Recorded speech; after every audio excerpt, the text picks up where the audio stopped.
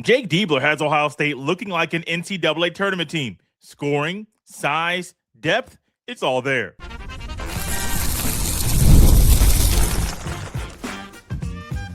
You are Locked On Buckeyes, your daily podcast on the Ohio State Buckeyes. Part of the Locked On Podcast Network, your team every day. I am Jay Stevens. During this hardwood huddle, we will discuss what Ohio State needs to do to make a deep tournament run next season. But first, Isaac Trotter of CBS Sports put out his way too early Big Ten basketball tier list, and it was very interesting to see and to read where he put the Buckeyes and how he views the team that Jake Diebler put together.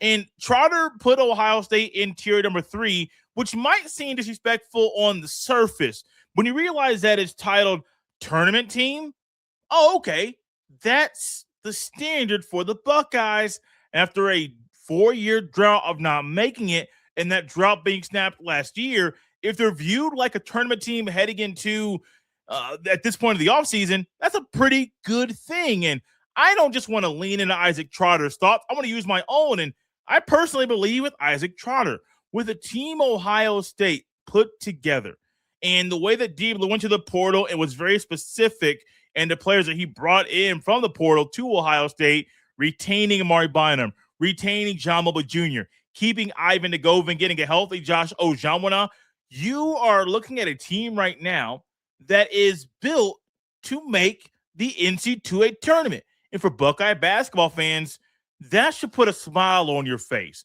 Because I remember coming on this show and reading some of the comments from you about how you felt about Jake Diebler, how you feel when the team doesn't make the NCAA tournament. We're like, this is Ohio State, the biggest brand in the country. And you mean to tell me we can't get the kind of players that are needed to make the NCAA tournament in a field of 68? Now that the tournament is expanding to a field of 76, there is less excuse. There is no room for error. If there's room for error, it's like, why are you? Oh, it's an injury. Okay, like that is something that could be excused. But outside of a freak injury or two, there's no reason why Ohio State wouldn't make and shouldn't make the NCAA tournament. So if Jake Diebler brought guys in that weren't able to build the chemistry needed to make the tournament, or maybe they don't have the lead guard necessary to make a deep tournament run, or simply to get there, then there's a problem.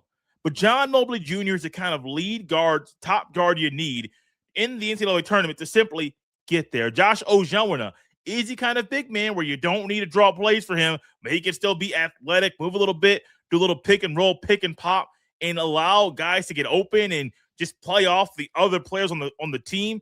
That's the kind of guy you need. Amari Bynum should take a massive leap in year number 2 at Ohio State. Was great as a freshman. I think he'll be an all Big Ten guy this year. And his energy, his effort, his never stop motor, those are things that are going to help him potentially average a double-double. You add in Justin Pippen and Jimmy Williams, Curtis Gibbons III. You can't forget Andrea Yelovich, Anthony Thompson as well. This team is constructed the way a tournament team needs to be constructed.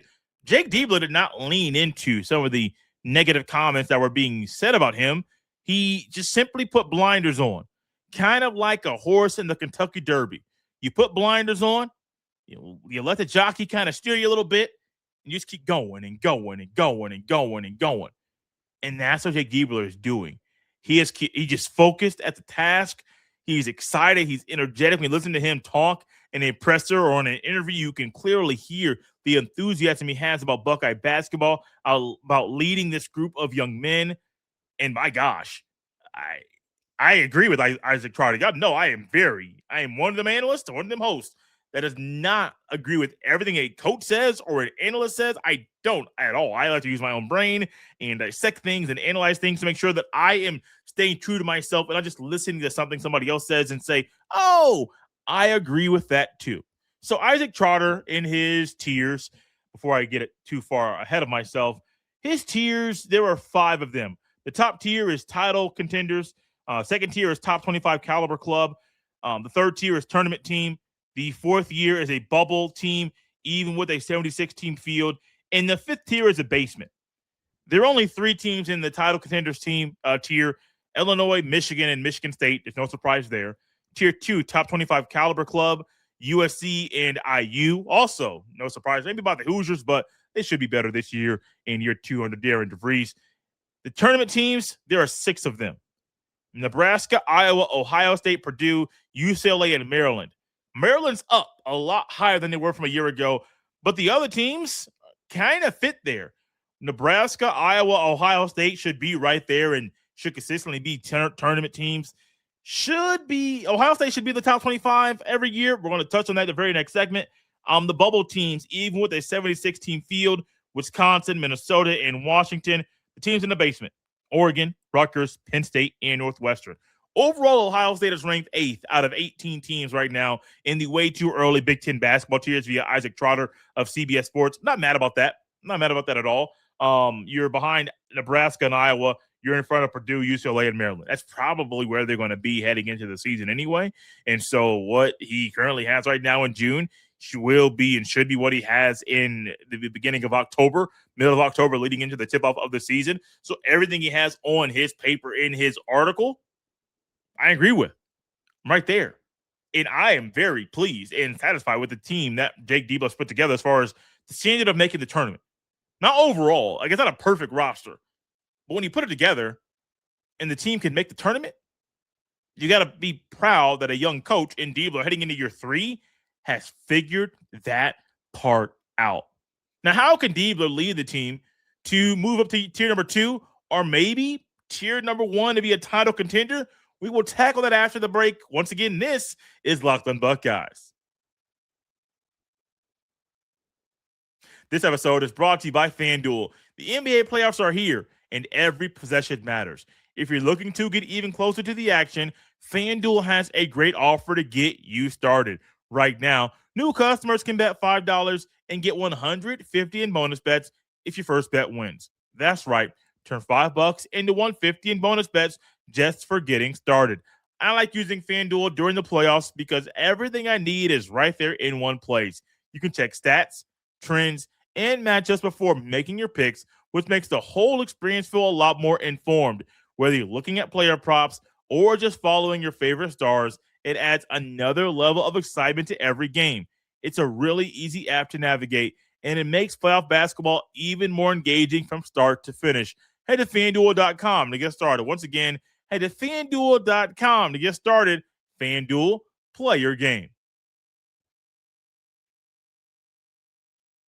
Thank you for tapping in Locked On Buckeyes, for making this show your first listen of the day, and for making Locked On the #1 sports podcast network.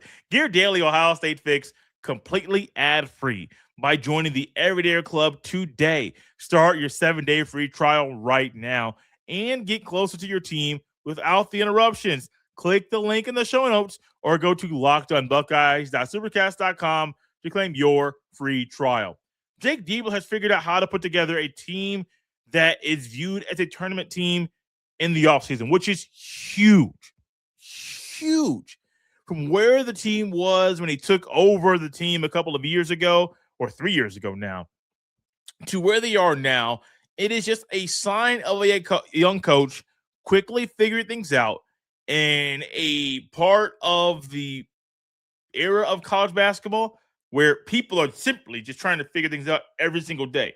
Seasoned coaches like John Calipari aren't just complaining about the lay of the land.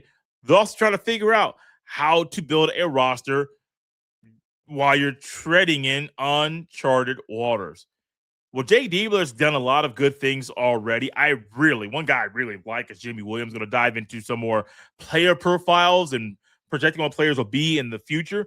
I like Jimmie Williams' game. I like the growth from Curtis Gibbons III, a couple of guys coming off of the bench. But if the Buckeyes want to move up a tier from tier 3 being a tournament team to tier 2 being a top 25 caliber club to join USC and IU, the Buckeyes are going to need some better bench production. That's kind of the reason why we led off with Jimmie Williams and Curtis Gibbons III. That wasn't just slip of the tongue or it's my mind just running to players I really enjoy watching play. No, this is real. This is something where Ohio State's basketball team needs more production off the bench. There are over 300 D1 basketball teams, men's basketball teams. Ohio State's was 300 plus in bench production a year ago. You didn't get much from Colin White. You didn't get much from Gabe Cupps. You didn't get much from Taysom Chapman. Ivan Degovin, no, that's not really his game. You didn't get much off the bench. You literally needed Amari Bynum, Devin Royal, Bruce Thornton, Juni Mobley to really have some good games, some big games. Christoph Tilley, 10 to 12 point guy. It's probably going to be staying on his average, both in points and rebounds. You have to get more off the bench because a team that's receiving votes and sticks there and doesn't really move up to be in the top 25, well, bench production is a big reason why. It is. You also have to get the kind of growth that's needed from Juni Mobley to become a Big Ten star. I think he's a star in Ohio State basketball fans' eyes, but Big Ten star, I don't know if Juni Mobley's there. He's a really good basketball player, but he can be viewed as a Big Ten star if he becomes a better shot taker, if he becomes a better defender, if he becomes a smarter all-around basketball player, not just better shot taker, but really just having a better feel of the game and knowing it ain't my time. He's cooking. Give him the rock, or it's my time. I got the green light, and this guy can't guard me. So I need to figure out how to consistently put the ball in the basket. Just a better feel of the game. And that's going to come over time. Week one, different sport. Game one against BYU in the tip-off of the season. I don't expect the team chemistry to be at an all-time high. Why? It's your first game. It's not going to happen. But what is going to happen is game after game after game. More chemistry will be built, and it will be sustained. And the next thing you know, the Buckeyes will be really good this year. Justin Pippen, to me, is one guy people might be sleeping on because you don't think Justin Pippen, Scottie Pippen. You don't. If you connect Justin Pippen and Scottie Pippen, every time you hear the younger Pippen's name, I think you'll be more hype about him transferring. But a lot of people, it happens to me, I hear Justin Pippen, I'm like, okay. Like, he's a decent player. He's pretty good. Like I said on the earlier pod this week, when Scottie Pippen was a point forward for the Bulls, the Rockets, the Trailblazers, one of the best in the league. Absolute best. I know Tony Kukoc there for the Bulls also played a little point forward. Their games weren't the same.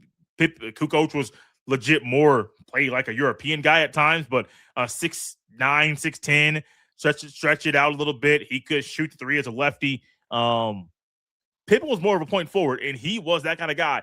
Also really good at defense, decent shooter. He was a three-point contest one year. That's kind of like how his son plays. I don't see Pippen being a 10-assist guy, a game guy, but he has a pretty good ability to score the basketball. He's a really good defender. He is more the kind of point guard that I think will mesh pretty well with Juni Mobley. You're going to have to get another leap of him in his development. So Ohio State has the guys that can make it the tournament. And honestly, to me, they might be a fringe top 25 team. But once they get in there, should they be bumped out? Probably not. They are the Buckeyes. We all know how Jake Diebler is in game and how sometimes the players don't really progress in the season like they should. This is the new year. It's the hump day. Buddy, I'm trying to be as optimistic as possible. Pessimistic Jay or just Jay just trying to be real. This may be real, but I'm not going to go I just don't like this roster overall. No, there are pieces I like. I'm going to lean into those pieces as much as I can because Diebler has done a pretty good job putting this roster together. And it's not only a tournament team. Honestly, this could be a team that once Big Ten play begins and they figure out how to play together and they don't have the normal Ohio State drop-off in Big Ten play, this team could be a top 25 team heading into the final month of the season. And if that happens, Buckeye fans will be very, very happy. Thank you for tapping in Locked On Buckeyes and for making the show a part of your day. You can follow me on any social media platform at jstevens07. Send every email to jstevens317@gmail.com. This has been Locked On Buckeyes right here on a hump day. We'll see you next time.